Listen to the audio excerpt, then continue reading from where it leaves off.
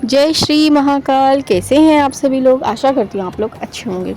आज मैं रेडी हो चुकी हूँ क्योंकि मैं जा रही हूँ केदारनाथ और बद्रीनाथ दर्शन के लिए। सब कुछ अच्छे से पैक होने के बाद हम रात को निकल गए थे। यादवी का मुख बात से बना हुआ था, लेकिन हमें सबसे पहले हरिद्वार जाना था। हरिद्वार में हमें गंगा आरती देखनी थी, लेकिन हम लेट होने की वजह से गंगा आरती नहीं देख पाए। सबसे अच्छी बात ये थी कि पंडित जी सामने से ही आरती लेके आ रहे थे, क्योंकि हम थोड़ा सा ही लेट आरती लेके फिर हमने अपने आप को थोड़ा सा गंगा जी से शुद्ध किया। फिर हम लोग चल पड़े हर की पौड़ी की तरफ। फिर जाते समय देखा कि गंगा जी में मछलियाँ हैं, तो हमने मछलियों को खाना खिलाया। जादवी और मेरा थोड़ा सा कंपटीशन हो गया था, क्योंकि हम दोनों की तो मस्ती सब जगह चलती रहती है। देखा तो बहुत ज़्यादा भीड़ थी। हम फिर वहीं से थोड़ा सा वापस हो गए अपना ऊपर से नज़ारा देख के। फिर हम लोगों ने किया ब्रेकफास्ट करने के बाद टाइम हो चुका था जाने का। फिर हम सब अपनी मिनी बस में बैठ के फिर हम चलने लगे। और मैं आपको सबको बता दूं कि यहाँ से जाते हुए इतना सुंदर व्यू था, मतलब कि आपको ऐसा लगेगा कि कितना सब कुछ हम कैप्चर कर लें, पर वो सब नहीं हो सकता था। फिर हमारा बहुत देर हो गई थी हमें। फिर हम एक ढाबे पे रुके जहाँ पे हमने कुछ खाया चुटपुट। हमने फिर यहाँ से भी बहुत सुंदर व्यू था, क्योंकि अब जैसे आप ऋषिकेश से हरिद्वार से अंदर की तरफ एंट्री लेते हैं तो पहाड़ होते हैं और इतने सुंदर सुंदर सुंदर सुंदर कि जितना हम लोग रुक के जा रहे थे पूरा अच्छे से एंजॉय करते हुए। बट पता है कुछ टाइम पे ऐसा हुआ कि पहाड़ों के बीच में जो रास्ता बना हुआ था उस पर इतना अनईजी हो रहा था और नींद भी पूरी नहीं हो रही थी। मतलब मैं तो इसकी वजह से मुझे बहुत थकान हो रही थी। फिर लास्ट में हम शाम को पहुंच गए थे अपने रूम पे, जहाँ पे मेरा रूम मिला हुआ था, और यहाँ से कुछ नहीं दिख रहा था, सब अंधेरा था। रूम में शिफ्ट होने के बाद अब हमें जाना था खाना खाने, क्योंकि भूख लगी थी, बहुत लेट हो गया था।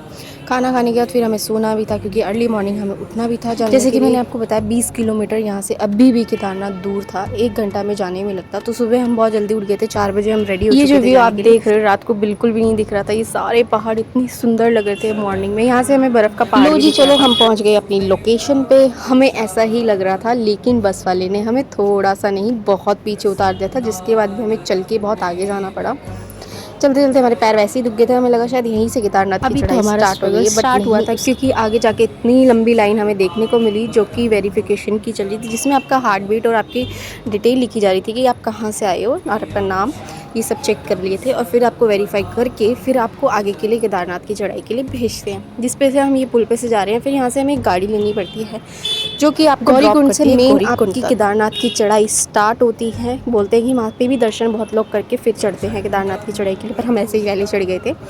सो वहाँ से स्टार्ट हमारी केदारनाथ की चढ़ाई हो चुकी है, और यहाँ से इतनी भीड़ हमें अभी से लगने लगी। हमने 2 बैग लिए हुए थे, हमें ऐसा लग रहा था शायद हम बहुत ज़्यादा अपनी चढ़ाई स्टार्ट कर दी। लेकिन ये जो गली है जहाँ से स्टार्ट होती है वो केदारनाथ की चढ़ाई, वो ऐसा लगता है जैसे चांदनी चौक की कोई गली हो, बहुत छोटी सी, और एकदम से भीड़ स्टार्ट हो गई है, क्योंकि वो जीना भी बना हुआ है, पर वो प्रॉपर बहुत भीड़ है, शॉप भी बनी हुई है। बट यहाँ पे सबसे वर्स्ट चीज़ ये है कि जो गधे खच्चर जो आते हैं वो पीछे से जब भी आते हैं वो आपको टक्कर भी मार देते हैं, और जो उस पे बैठे होते हैं वो भी आपको लात मार देते हैं सम टाइम, जिसकी वजह से डिसबैलेंस हो जाता है। क्योंकि यहाँ पे बहुत उबड़ खाबड़ है, और यहाँ पे सबसे ज़्यादा हेल्पफुल होता है यहाँ पे लेके आना डंडा, जिसके सहारे आप चढ़ सकते हो। मतलब कि यही एक सबसे बेस्ट सहारा है सिंगल पर्सन का।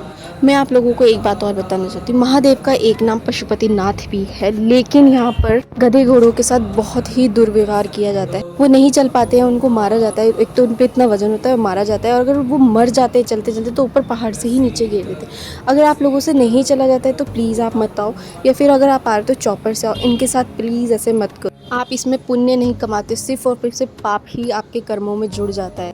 प्लीज़ रिक्वेस्ट है आप सभी लोगों से। चढ़ाई करते करते हम लोग थक गए थे, क्योंकि हम घंटों से चढ़ाई कर रहे थे, और अब हमारे में बॉडी में स्ट्रेंथ नहीं रही थी, तो हमने कुछ खाने के लिए सोचा, हम बैठ गए थे। और जहाँ पे हम बैठे थे वहाँ से ये व्यू था, और ये बह रही थी गंगोत्री पीछे साइड। तो ये सारा का सारा जब बाढ़ आई थी यहाँ पे, तो ये उसकी वजह से इतना तहस नहस हो गया था। पुल था यहाँ पे एक पत्थर का, वो भी ख़राब हो गया था।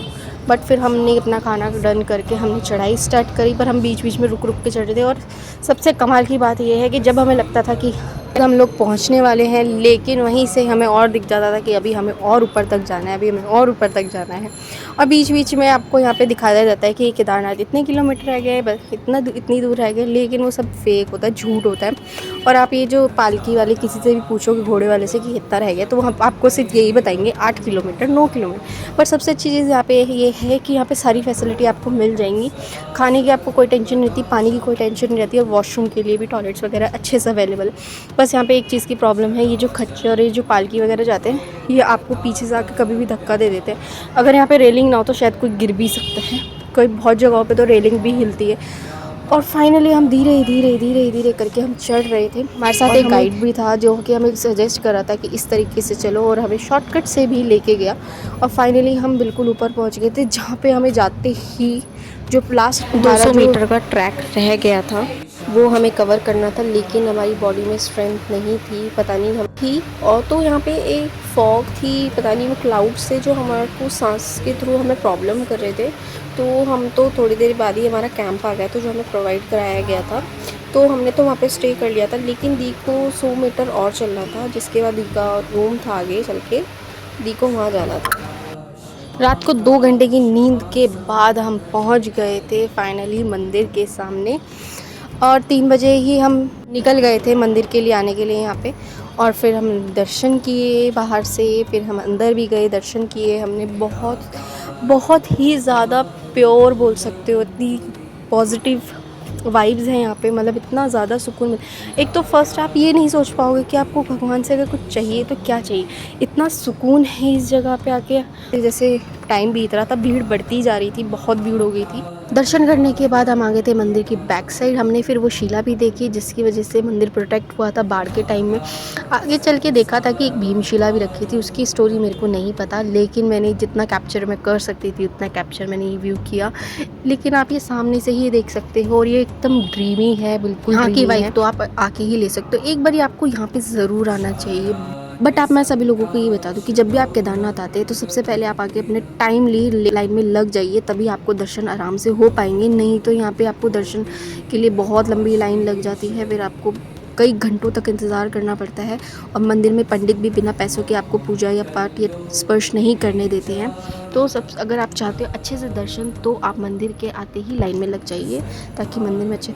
और यहाँ पे थोड़ा सा दूर चलते ही मैंने देखा यहाँ पे एक समाधि बनी हुई है, पर फिर बाद में पता चला कि इन संत का बहुत बड़ा योगदान था मंदिर बनाने में, इनके कारण ही केदारनाथ मंदिर बना था। वहीं पास में तो भैरव मंदिर भी था, लेकिन हम वहाँ नहीं जा सके क्योंकि हम बहुत ज़्यादा थके हुए थे। आप अंदाज़ा लगा सकते हो कि हमारी क्या हालत रही होगी कि हम वहाँ से वापस आ गए। फिर हम सब लोग वापस अपने रूम की तरफ आए, अपने अपना बैग पैक किया और हम वापस चलने लगे। सबसे हमें एक डिसअपॉइंट ये हो रहा था कि हमने स्नोफॉल नहीं देखी थी, बट तो हम जब जा रहे थे बारिश के साथ साथ स्नोफॉल हो रही थी थोड़ी थोड़ी, भगवान जी ने वो भी दिखा दी। और सबसे बेस्ट चीज़ ये थी कि हम अब उतर रहे थे तो हमारे पैरों में और इतनी थकान हमें नहीं थी, बहुत आराम से हम इसी उतरने के लिए तैयार थे। और इस दिन मेरा फास्ट भी था सत्यनारायण जी का।